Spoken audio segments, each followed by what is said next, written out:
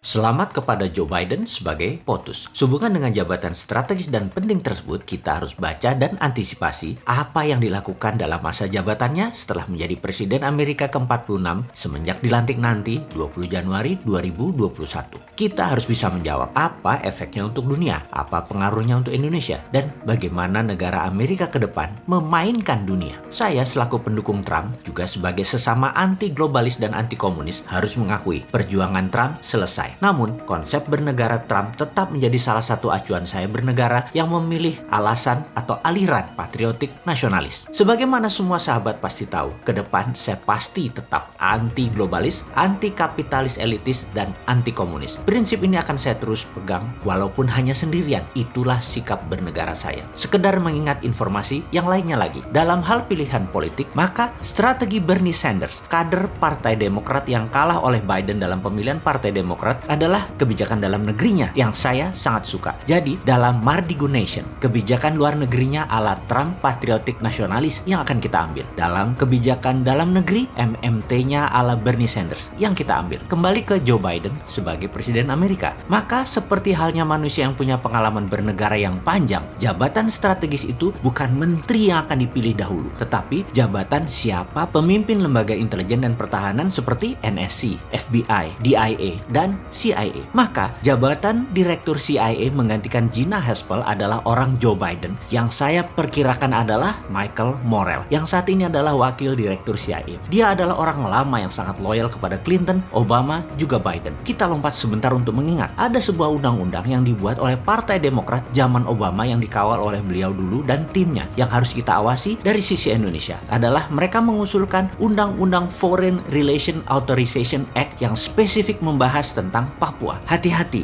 ini buat Indonesia. Lalu, gerakan CIA zaman Michael Morell waktu masih muda adalah mendukung gerakan Kosovo Liberation Army yang kemudian mendirikan sebuah negara baru. Sekali lagi, hati-hati dengan demokratnya Amerika. Pak SBY sudah merasakan dengan banyaknya bom meletus waktu itu, Obama presidennya dari Demokrat. Soekarno sudah merasakan dengan dilengserkannya posisinya, yaitu presiden kala itu adalah LBJ, Lyndon B. Johnson dari Partai Demokrat juga. Soeharto sudah merasakan dengan serangan economic hitman di zaman Clinton. Habibie sudah merasakan juga di zaman Clinton juga presiden Amerikanya, yaitu lepasnya Timur Timur. Operasi CIA selalu dimainkan oleh mereka Partai Demokrat. Gerakan insurgensi adalah ciri dari mereka. Kalau Partai Republik perangnya di permukaan, Partai Demokrat warfare-nya pakai CIA operation dan shadow. Saya jadi takut urusan Papua. Itu saja. Kalau sama Trump, saya nggak takut Indonesia bakal belah karena bukan targetnya Trump. Trump musuhnya Tiongkok dalam hal dagang dan ideologi demokrasi Amerika versus komunisme juga dengan Tiongkok. Namun Demokrat beda game plan mereka. Mudah-mudahan data saya ini adalah data lama, bukan data masa depan. Namun sebagai seorang yang menganalisa belasan tahun diajarkannya adalah pakai threat analysis. Maka data lama, kebiasaan lama seseorang selalu dipertimbangkan sebagai bahan pembanding di dalam saya menganalisa threat analysis. Kita buka strategi Madam Secretary Hillary Clinton yang terkenal dengan perkataannya pivot to Asia. Ini akan menjadikan perebutan sumber daya alam ke arah Asia. Front Timur Tengah untuk energi, minyak dan gas bumi, dan Asia Tenggara untuk sumber daya alam mineral seperti baterai dan lain sebagainya. Maka apa yang Tiongkok lakukan di Indonesia akan juga diikuti oleh Amerika. Di mana zaman Trump, ground floor-nya adalah di negara masing-masing. Tiongkok, Amerika dengan perang dagang. Zaman Biden yang diperebutkan adalah sumber daya alam yang ground floor-nya bisa-bisa negara penghasil. Perangnya kalau minyak bumi, ya dar-der-dornya di Timur Tengah. Maka sumber daya alam mineral, non-fossil oil, jangan-jangan dar-der-dornya di Indonesia. Ini harus distrategikan. Ini harus dibuat counter insurgensinya. Cara tekan Indonesia, yaitu dengan Papua dan GAM dimainkan lagi oleh mereka. Ini cara klasik Demokrat. Sehubungan dengan hal ini, sengaja kita buka ke publik informasi seperti ini agar bernegara kita bisa melihat sisi lain, sisi ancaman. Jadi, wahai pejabat, pastikan kebijakan Anda menguntungkan rakyat dan membuat negara Indonesia selalu utuh. Hati-hati dengan shadow-nya Biden Partai Demokrat tersebut. Jangan sampai pada bingung terus nanti minta bosman jadi wamennya Menhan. Kan ora cocok, Cak.